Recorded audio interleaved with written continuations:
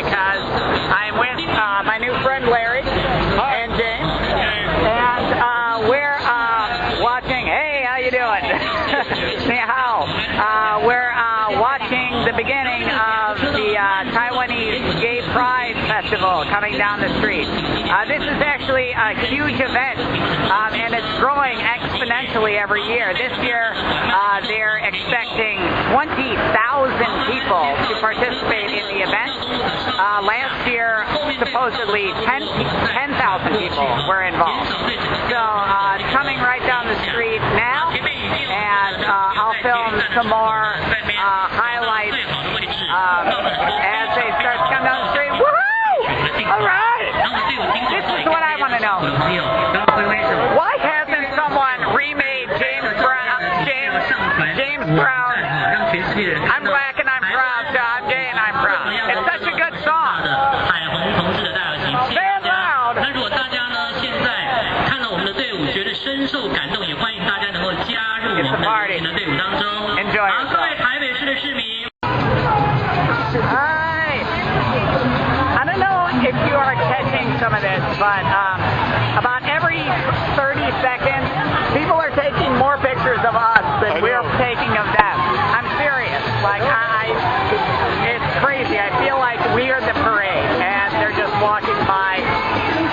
It's crazy. The atmosphere is just lighthearted and fun. Everyone's having a great time. Woohoo! Yeah! All right!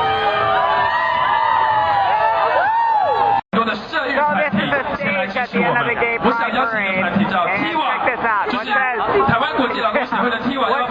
Pride more than the Eiffel Tower and the Statue of Liberty and the big umbrella hot air balloon? Ladies and gentlemen, this is the biggest diva in Taiwan. I present A-Mei.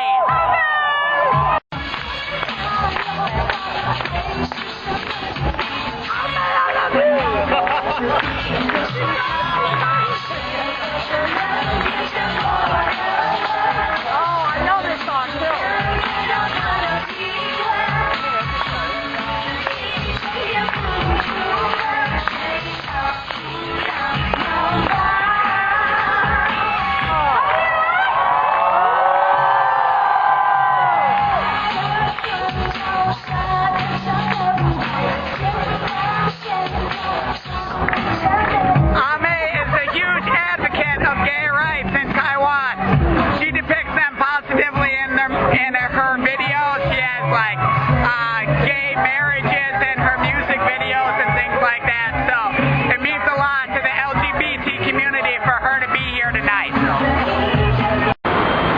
This style of eating that you see in this restaurant is a Japanese style called shabu shabu.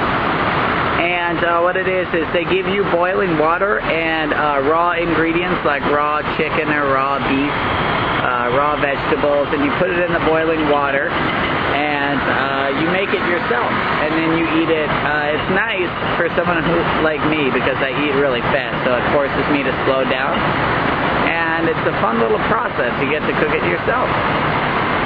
It's also really, really good for you, although it's a little more pricey than going to a street vendor, but street vendors are the cheapest way to eat. I don't know if I've mentioned this about eating, but when you are not using your chopsticks, you're supposed to set them on the side, because if you leave them, especially in a bowl of rice, is what I've heard, but if you leave them just like sticking up in it or just sticking in at any angle, that's supposed to be really, really bad luck, and it's supposed to be incredibly rude. So you always just set your chopsticks on the side like that. Yes, I've heard that, you know, you only do that with bowls of rice, but I think just to be safe, don't do it with anything, because a lot of things have rice in them. So I would like to talk a little bit about race. The Taiwanese people generally have a pretty poor view about dark-skinned people. I heard from a very reliable source, different conversations he's had with multiple Taiwanese people about dark-skinned people, especially black people. And he said, I've had this conversation with them over and over and over, and the conversation always ends up with them saying, well, why do black people do so many bad things? So there is a deep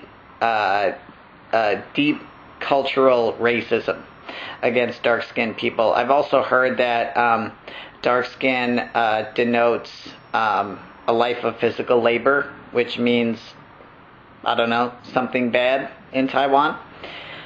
Just really, really ridiculous things. But the worst part is, like, they don't consider it racist or anything like that. It seems to me that the problem that a lot of Taiwanese people have is that they don't see the difference between racism and discrimination. They think because, you know, black people can live and not get hurt or things like that, that means that Taiwanese people are not racist. And it doesn't really work like that. So as a result, it's harder for dark-skinned people to get jobs as teachers. And, you know, the whole teaching process is pretty superficial. I mean, I had to send in a photograph of myself, and I also have a friend who's in his 40s, and it's hard for him to get employment because of how old he is. So they want young, good-looking, blonde-haired, blue-eyed North Americans to be teaching their kids.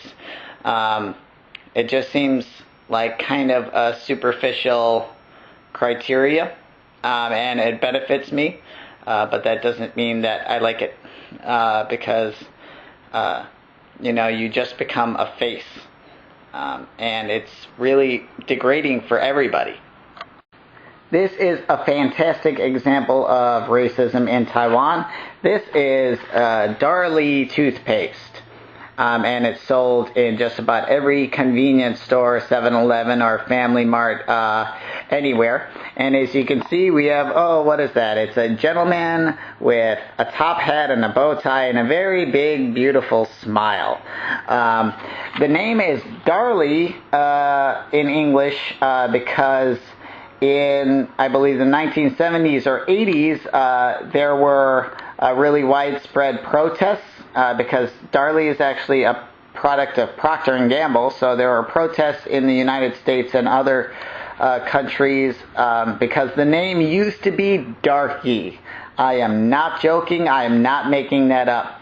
And as you can see, you can't really tell if the person is black or white, but apparently they modified the picture because beforehand it used to be obviously a black man with a big smile on his face. And the cherry on top is that I heard that these two characters translate to black man.